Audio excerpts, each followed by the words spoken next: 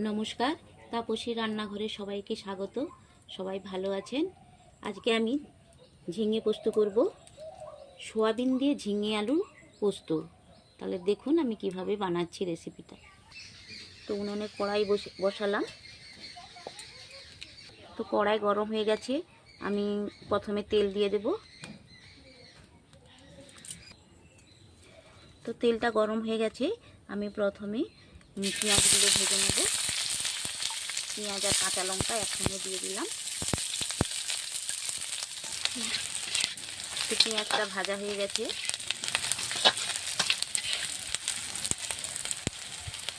এখানে এই সময় সোয়াবিনটা দিয়ে দেব। সোয়াবিনটা একটু ভেজে নেব। সোয়াবিনটা আমি একটু ভিজিয়ে রেখেছিলাম, এর মধ্যে এবারে আমি আলু আর ঝিঙাগুলো দিয়ে দেব।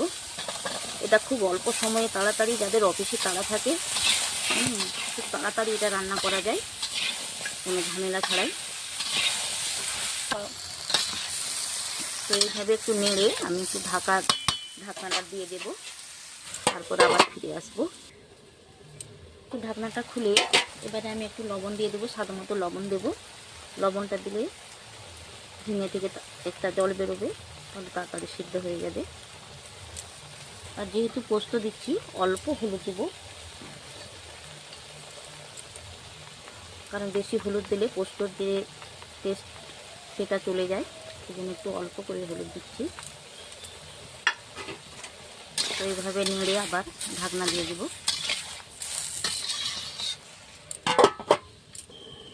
ঢাকনাটা আবার খুললাম, খুলে একটু নেড়ে নেব।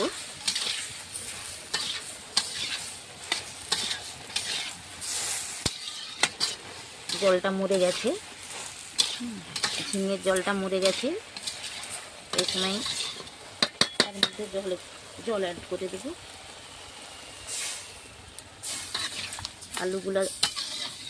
আলুগুলো সিদ্ধ মতো জল দেব।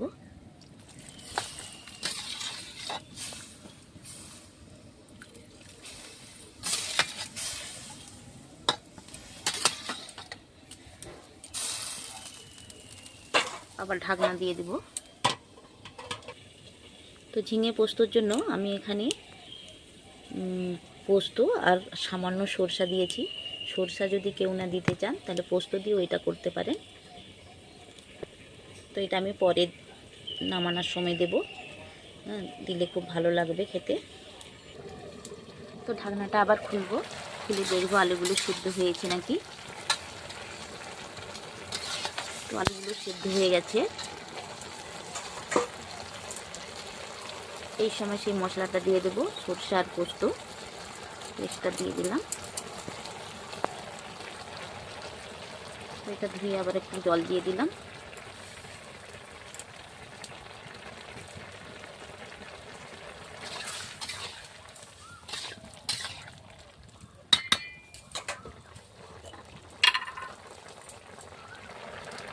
একটু কালারের জন্য অল্প একটু লঙ্কা গুঁড়ো দেবো, অল্প।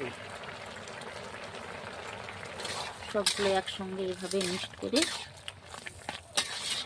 তাই আমার রেডি হয়ে এসেছে রান্নাটা।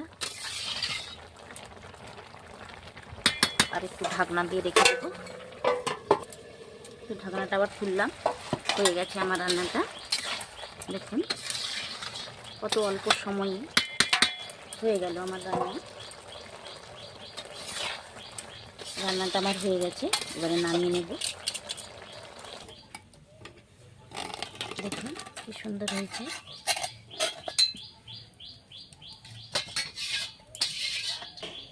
তো দেখুন আমার রান্নাটা একদম কমপ্লিট।